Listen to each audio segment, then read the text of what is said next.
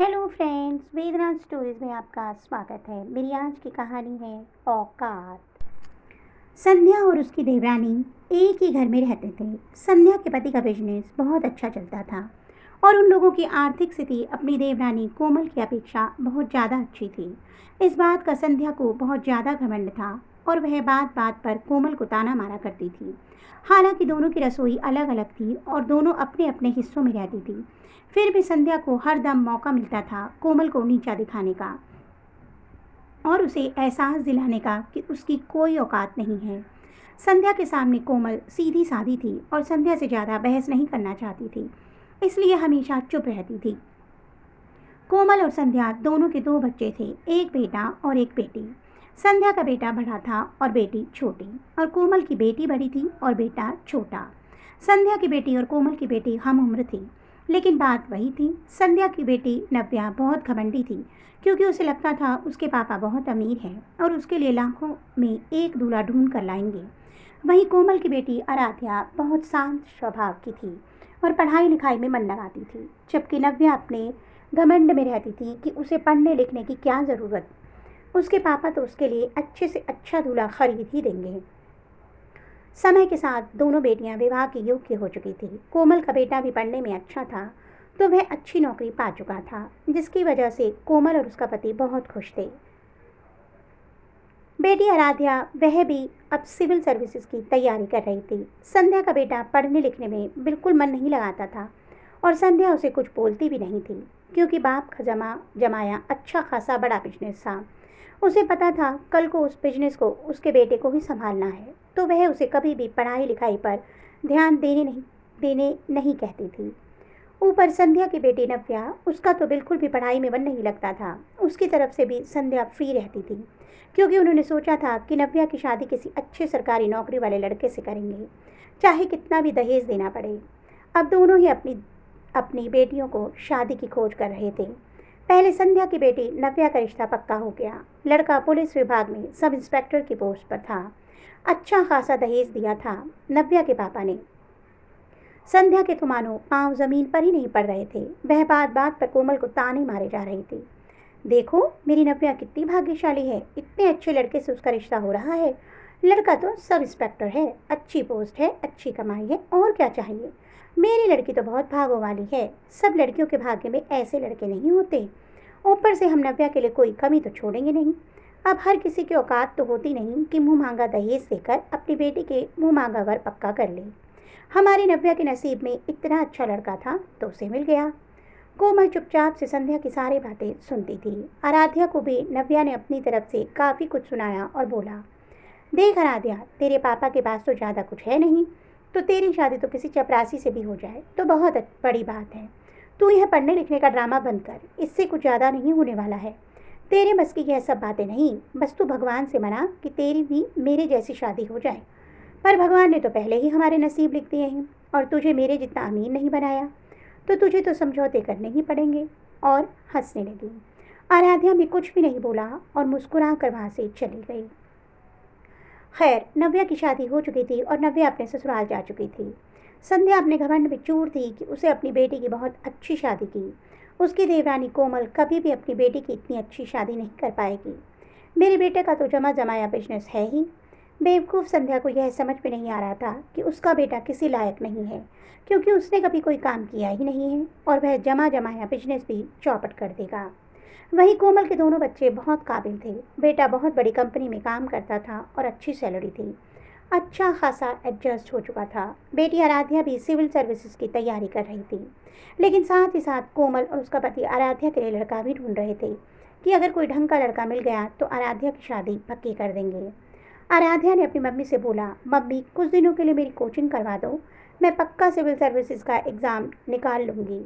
बस थोड़ी हेल्प की ज़रूरत है, मेरे से अकेले नहीं हो पा रहा है। कोमल ने आराध्या की सिविल सर्विसेज की कोचिंग लगवा दी। आराध्या बहुत दिल लगाकर पढ़ने लगी। आराध्या की कोचिंग में ही एक लड़का था जो उससे 1 साल पहले से कोचिंग कर रहा था और इस साल उसे पूरा यकीन था कि वह निकल जाएगा। सौरभ नाम था लड़के का। उसने आराध्या की पढ़ाई में भी बहुत मदद की थी। धीरे धीरे आराध्या और सौरभ करीब आने लगे थे।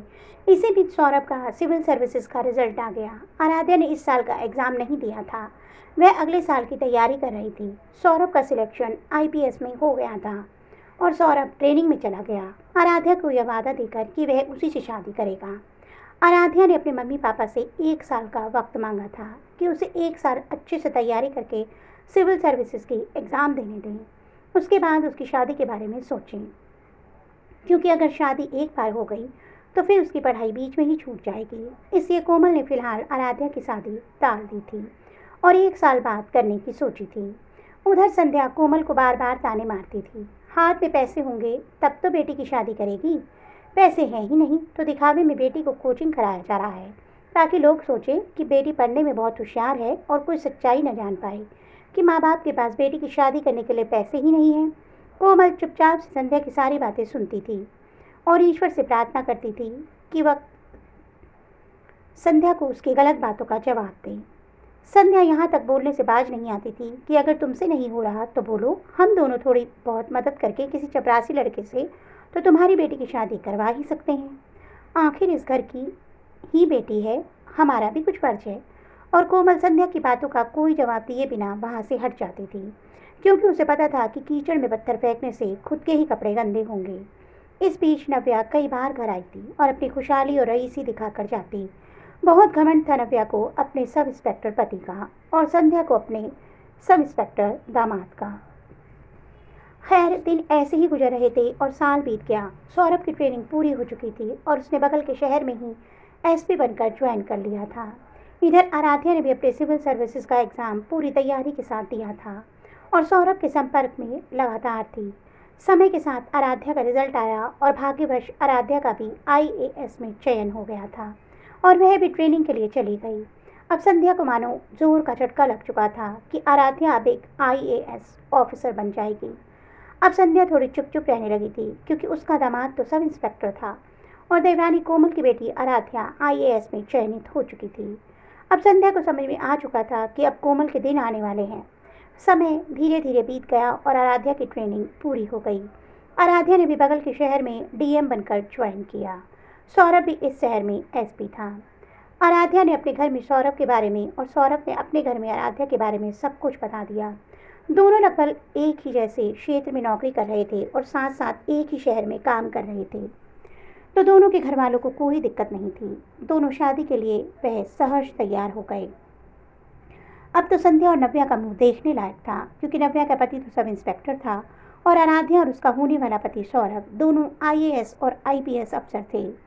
संध्या को बहुत खराब लग रहा था कि अब वह किस बात का घमंड दिखाए।